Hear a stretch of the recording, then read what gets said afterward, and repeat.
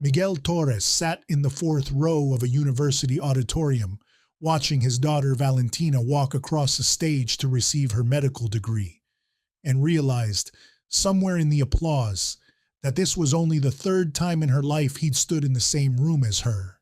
He was 52. She was 26. For 18 years between those two facts, he'd known her almost entirely through phone calls, photographs, and a stack of report cards he'd kept in a metal box under his bed in a country that wasn't his own. Miguel left his hometown outside Puebla, Mexico at 34, after a regional drought devastated the small agricultural cooperative he'd worked for 12 years, cutting his income by roughly 70% in a single growing season. He crossed into the United States seeking construction work, a decision he described to Valentina decades later as the only version of providing for you I could see clearly at the time. Miguel entered the country without legal authorization, a status that made any return trip home carry a serious risk. Re-entry after leaving would be far more dangerous and uncertain than staying, potentially severing him from the income his family depended on entirely. After one especially difficult attempt to visit during Valentina's infancy, a trip that nearly ended in his permanent inability to return to work in the U.S., he made the decision that would define the next 18 years. He would not risk leaving again until his legal status changed. Valentina grew up in her grandmother Carmen's house, raised largely by a woman 31 years her senior who managed Miguel's monthly remittances alongside her own modest pension. Valentina's earliest clear memory of her father wasn't a hug or a bedtime story. It was the specific ringtone Carmen's phone made every Sunday at 7 p.m. The weekly call Miguel never once missed in 18 years, regardless of which job site or which country's time zone separated them. Miguel sent $600 monthly for most of those 18 years, working as a framing carpenter across residential construction sites, earning $19 an hour on a good contract and considerably less during the lean stretches between jobs. Cumulatively, he sent an estimated $118,000 over the full period, money that covered Valentina's private secondary school tuition, her university entrance exam preparation, and eventually a meaningful share of her first 2 years of medical school.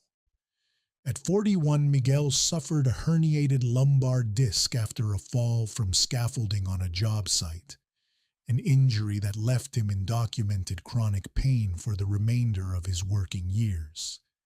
He continued working modified carpentry shifts rather than filing a formal workers' compensation claim, afraid that any official paperwork might expose his immigration status and end his ability to keep sending money home.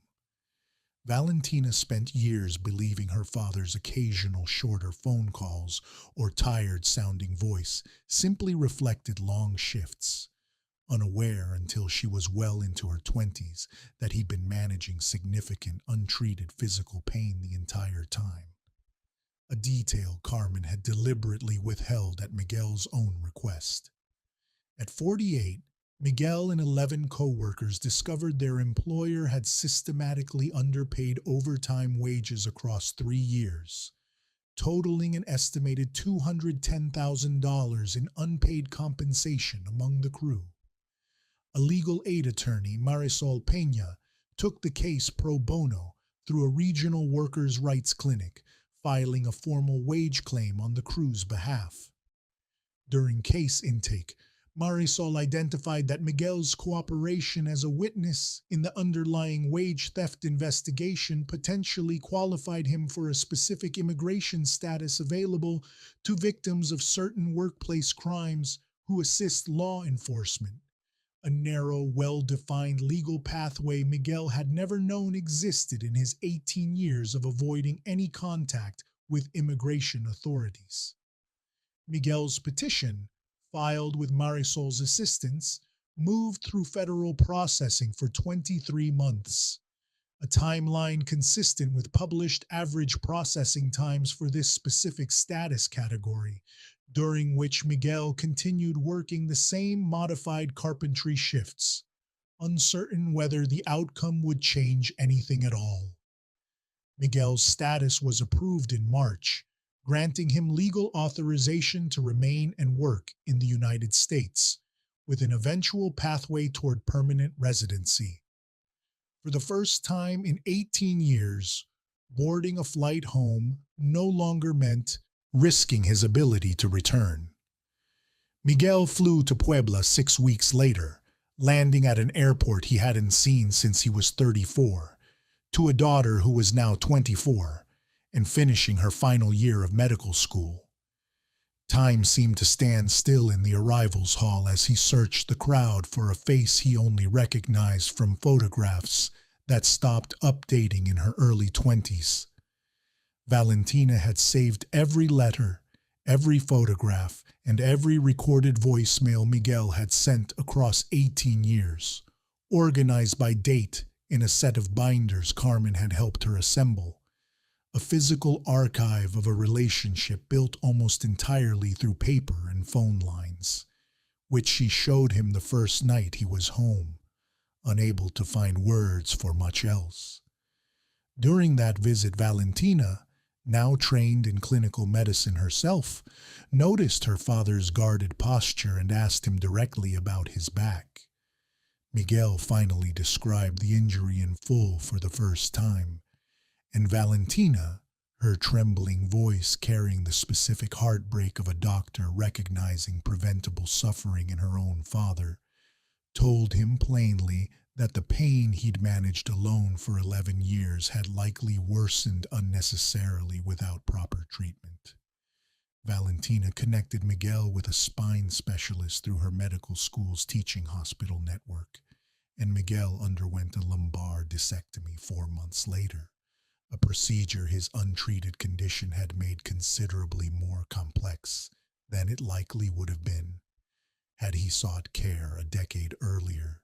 An economist Marisol connected the family with, studying the broader pattern of long-term labor migration and family separation, estimated that families experiencing extended parent-child separation of this kind report measurably higher rates of anxiety and attachment difficulty in children, even when, as in Valentina's case, the relationship eventually becomes close and functional. The 18 years, he was careful to note, weren't erased by the reunion, only reshaped by it. Valentina completed her medical residency in family and community medicine, specifically requesting rotations at clinics serving migrant worker communities, telling her program director during her interview that she wanted to treat patients who postpone their own care the way my father postponed his, for exactly the same reasons. Miguel, now recovering steadily and working reduced hours as a carpentry supervisor rather than physical labor, began volunteering with Marisol's legal aid clinic, speaking with other workers navigating wage disputes about the specific legal pathway that had changed his own life, careful each time to explain how narrow and case-specific that pathway actually was. Miguel and Valentina now share dinner most Sundays, in person, the same 7 p.m. slot the weekly phone call once occupied for 18 years. A small, quiet continuity neither of them planned deliberately, but both noticed separately within the first few months of living in the same country again.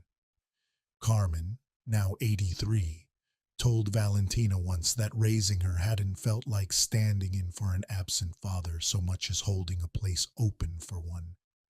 A distinction she said mattered enormously to her, watching Miguel and Valentina slowly build the ordinary, unremarkable closeness that 18 years of phone calls, however devoted, could never fully substitute for.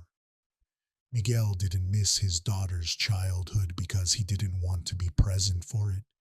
He missed it because presence and provision, under the specific legal and economic constraints he faced, turned out to be choices he couldn't have both at once. The lesson isn't that sacrifice like his is simple or that it should be necessary in the first place. It's that love, even when it can only travel through a Sunday phone call for 18 years, is still love doing the only version of its job the circumstances would allow, and that the ordinary Sunday dinners that follow are never owed, which is exactly what makes them worth noticing.